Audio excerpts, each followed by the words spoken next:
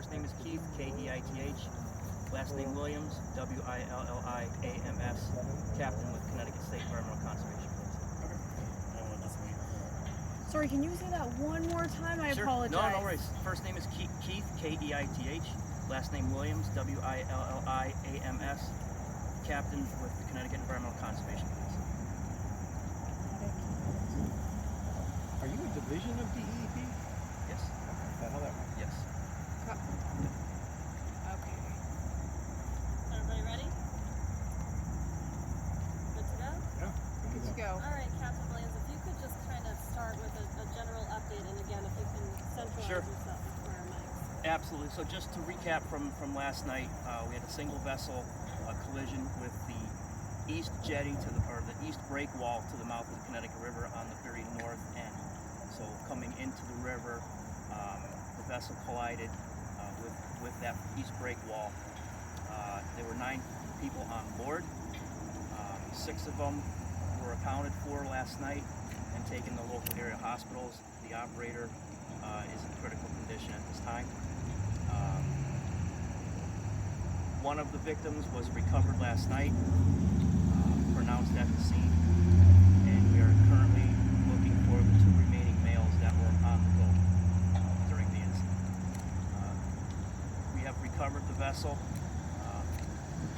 Just generally, it's a 31-foot center console.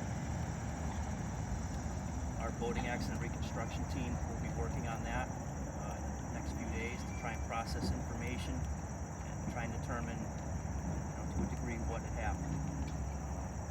With that said, we have several vessels from our agency, State Police dive team, East Lyme, and the Coast Guard are going to be out at least until sunset this afternoon, and then we'll make a determination if we're going to continue throughout the evening or cancel it and resume tomorrow.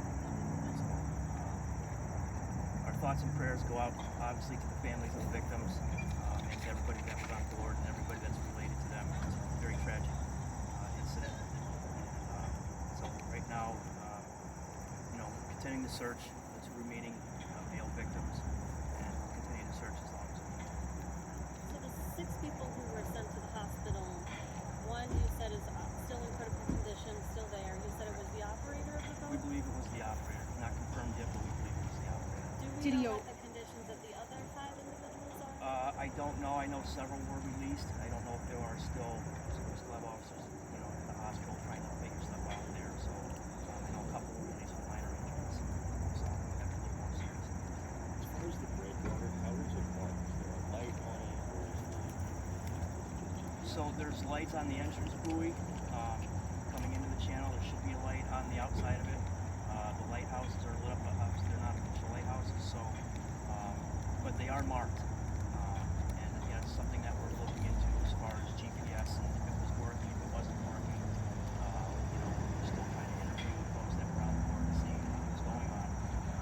But yeah, we'll try and determine through the GPS on the vessel. All that stuff was working. It was on. They should hopefully the level degree of experience on the boat should dictate them to watch that movie. These are all things that we're currently investigating in this. We just don't have those answers right now. So there's a light on the pool that there's an actual I believe there is. I gotta double check that. Does Deep track? Because I was talking to boaters and they feel like there's a crash out there, a serious crash at least once a year. Does Deep track how often there are crashes out there? Any data? Our boating division has those statistics. Okay. Yep, they can certainly get those for you. And is it correct? Because I was just out there on a boat. So there's a no-wake zone in between the 2 breakwaters, but then Correct. outside of it, you can go as fast as you want. Is that correct? Depending on where you are, yes, between the 2 break walls, there is a no-wake zone. What a lot of people do is once they get past Harbor 1, that wake zone goes away until you get to the initial break walls. A lot of people go to the left or to the east to avoid the channel and going through that slow no-wake area. Those that really know what they're doing, if they do it, at high tide where there's water, they're confident they can keep going full throttle and go right out east of the break walls and not have a problem. Has there ever been any discussions to expand the no-wake area to that outside of the breakwater? Not that I'm aware of. Do we know about the Tide was coming in, so it was an incoming tide, which probably helped in our search efforts because the boat was recovered well north of that break wall, which is a good thing. One of the opposing factors that we had environmentally was the north wind that shifted last night out of the north. So a lot of current was really strong going out of the river last night. So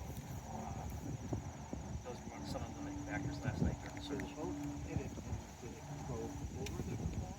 They'll still be determined. It's still too early in the investigation to figure that out. We know it hit the break wall.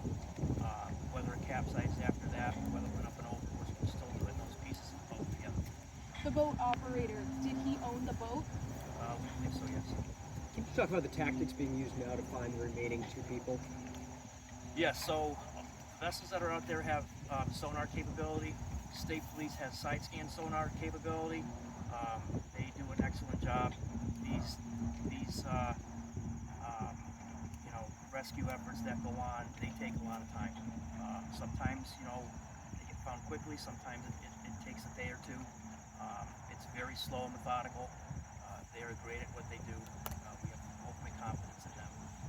They have state-of-the-art equipment, second to none. So, it's just a long process. And how the tides, being where we are, impact a mission like this? Right. So without getting into all the biological stuff, currents affect it, wind affects it.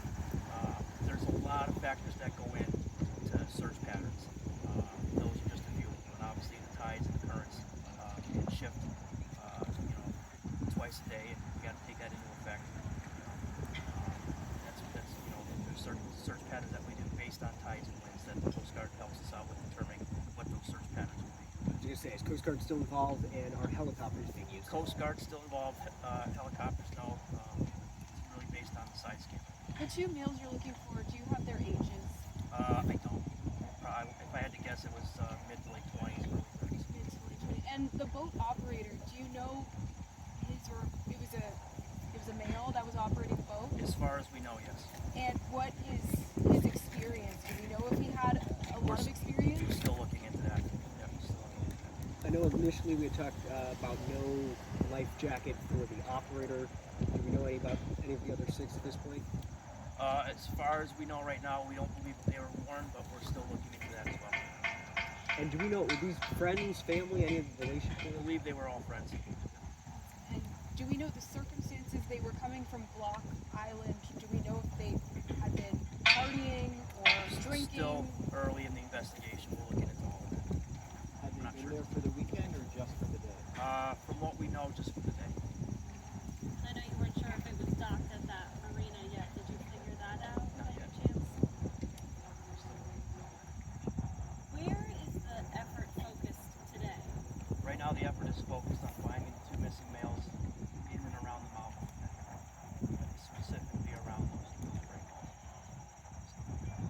Can you confirm the seating of that boat? Was 9 people? Could it hold 9 people? That I don't know. We're looking at that right now. We just got the boat in, so our investigators will be looking at that, looking at capacity levels, all the safety aspects on board, whether there's enough life jackets on board for each individual. All that stuff's going to be figured out next week. Yeah, what happens next to that boat now that it's here? It stays here. Obviously, we got to do some search warrants with state attorneys to properly search the boat. That'll be the first and foremost. And then they do a whole accident reconstruction. A lot of that's based on damage assessment on the vessel. It's very interesting on how that works. I won't get into the details, but they can work out angles, impact damage, impact where it hit, stuff like that. So that takes a lot of time to do. But all that stuff will be looked at. At what point in the tide cycle did the accident happen? Was it at the peak of high tide, or was it after? It was prior to the peak of high tide, from what I understand. Still an incoming tide.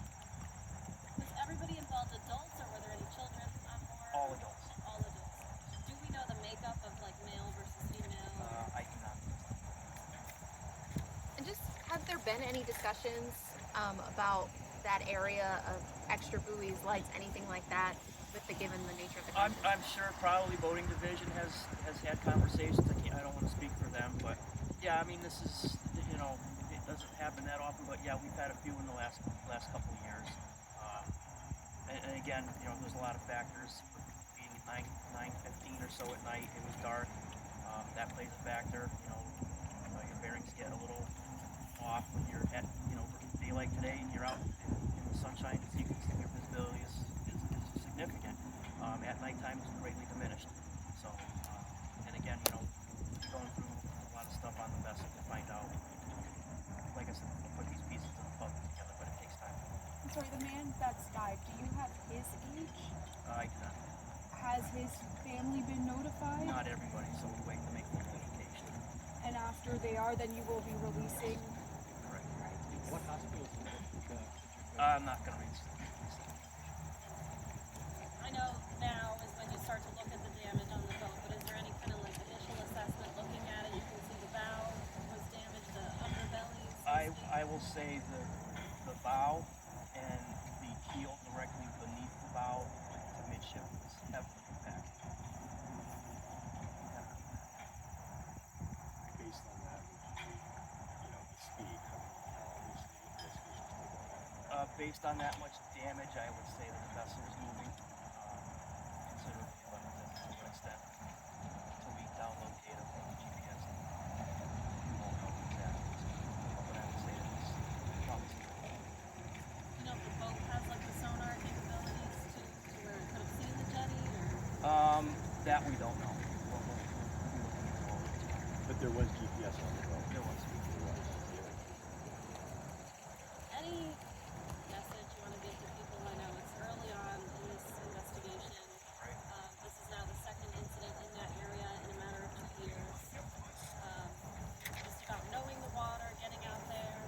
Right. So, first and foremost, life jackets are a must. It's by statute. Whether you wear them or not, you're not required to this time of year on a powered vessel. But we preach, wear your life jacket, especially at night. Again, visibility at night is greatly diminished versus when it is during the daytime.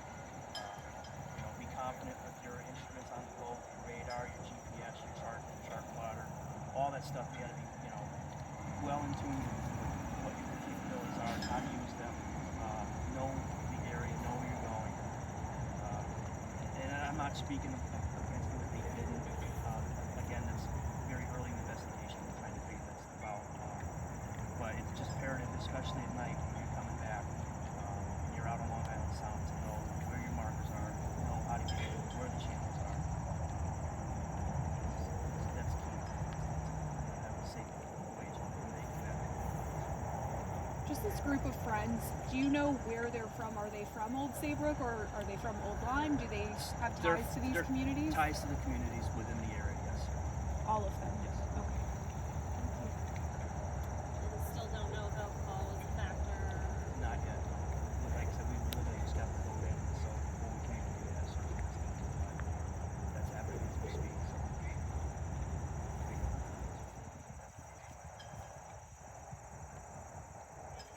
Thank you so much.